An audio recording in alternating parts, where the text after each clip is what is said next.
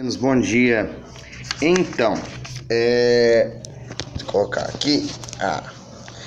Nas nossas últimas discussões, então, a gente conversou sobre a definição de história, a gente já tinha falado. Depois a gente falou sobre periodização. E aí a gente disse que periodização significa dividir a história em períodos.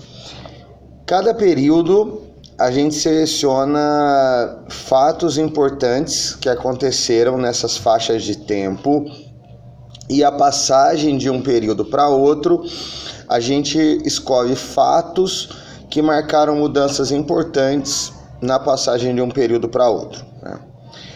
O fato de você determinar a passagem de um período para outro não significa que tudo mudou, mas significa que muita coisa mudou. A gente até deu o exemplo da história de vida de cada um, tá?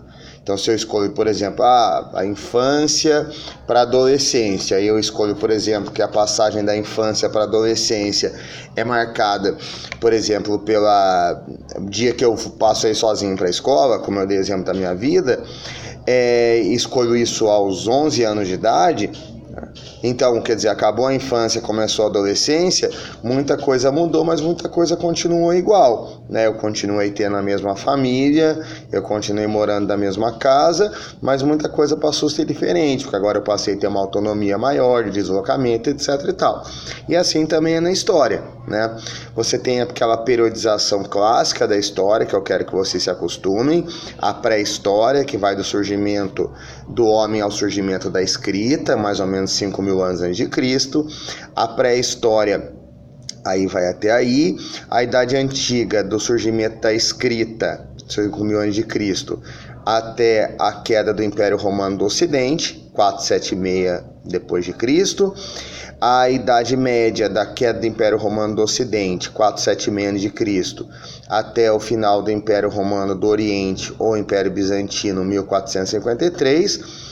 A Idade Moderna, da queda do Império Bizantino ou Império Romano do Oriente, alguns falam tomada de Constantinopla, pode aparecer também, que é 1453, até a Revolução Francesa, que é a Idade Moderna, e a Idade Contemporânea, que é o último período, inclusive é nesse período que nós estamos, que vai de 1789 em diante, tá? Até os dias atuais. O livro é super atual, coloca até em 2018.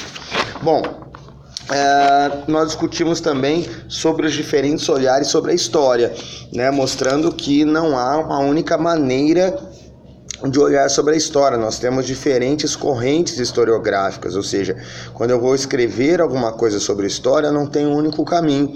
Há maneiras, há formas diferentes de fazê-lo, né? E essas são as chamadas correntes historiográficas.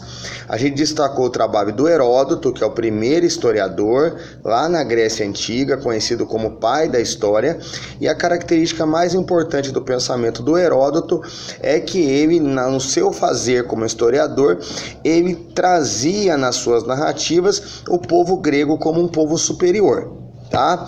Depois falamos sobre o positivismo, uma escola historiográfica que se situa na Europa do século XIX, aquela Europa industrial que valorizava demais as ciências exatas, por causa da época das indústrias, etc e tal.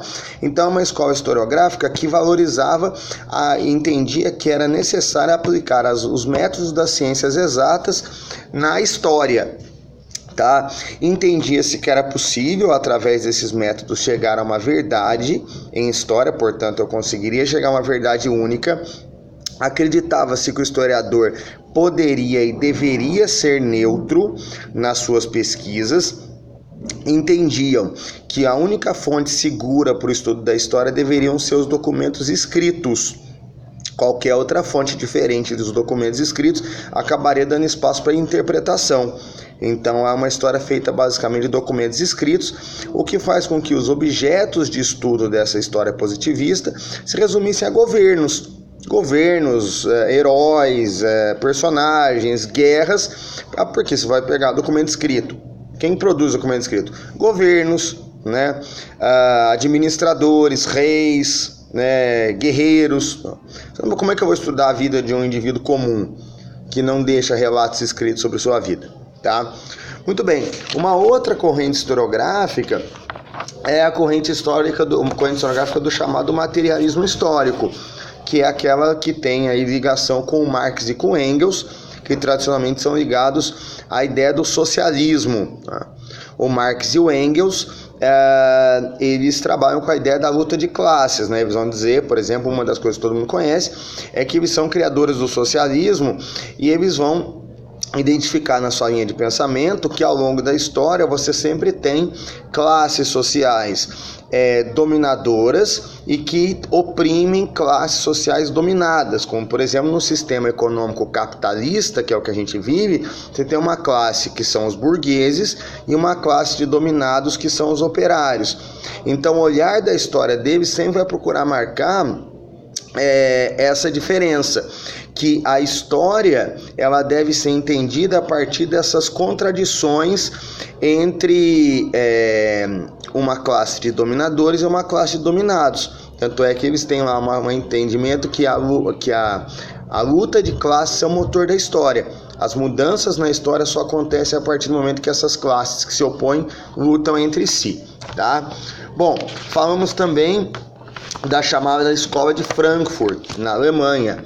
A Escola de Frankfurt, na verdade, ela se situa no início do século XX, é uma influência do marxismo na Alemanha, faz uma crítica muito ferrenha, que é uma noção de neutralidade do historiador, achando que o historiador ele é capaz de escrever alguma coisa sem dar suas próprias opiniões, e faz uma discussão muito interessante sobre a indústria cultural, ou seja, o quanto a produção de bens culturais, como por exemplo jornais, revistas, filmes e tal, o quanto isso acaba sendo um elemento de divulgação das ideias das classes dominantes, né? Você pega, por exemplo, uma grande rede de comunicação como a Globo, aquilo que ela produz, a maneira como ela divulga as coisas em seus jornais, suas revistas, seus filmes, suas novelas, isso tem ali ideias que interessam as classes dominantes que ela representa, tá? Bom, e por fim, a chamada Escola dos Análises, que como o próprio título diz, é uma revolução historiográfica, porque traz uma maneira totalmente diferente de discutir a história. É uma escola historiográfica que se situa na França, no início do século XX, recebe esse nome porque tinha nos Análises de História Econômica e Social, publicado em 1929, o seu veículo de divulgação. Você tem temas totalmente novos, então eles vão estudar, por exemplo, história do cotidiano das pessoas, história das mentalidades, estudar, por exemplo, como é que as pessoas viam o seu mundo, né? Até dei um exemplo de que eles vão estudar como que as pessoas, em que momento, por exemplo, na Idade Média, surge a ideia do ateísmo, ou seja, tentar entender como que as pessoas enxergavam a religião, novos métodos de pesquisa. Para a Escola dos Análises, qualquer tipo de vestígio da presença humana é uma fonte histórica, não apenas os documentos escritos. Eles vão utilizar as ciências auxiliares, então é uma escola historiográfica que dialoga com a geografia, com a psicologia, com a antropologia, com a filosofia. Qualquer ciência que também estude o ser humano pode contribuir para a compreensão da realidade, tá, humana, e portanto deve ser usada também pelos historiadores. Tá bom? Bom, a atividade que eu quero que vocês façam é a seguinte: eu quero que vocês realizem lá na página, vocês vão pegar no livro o capítulo 1, módulo 1, capítulo 1, né, o capítulo que é História. Vocês vão pegar na página 29, vocês têm lá exercício número 12, então página 29, exercício número 12, vocês vão fazer as letras A, B e C, tá? Então, repetindo, capítulo 1 do módulo 1, página 29, exercício 12, letras A, B e C, tá bom? Boa semana para vocês então. Tchau, tchau.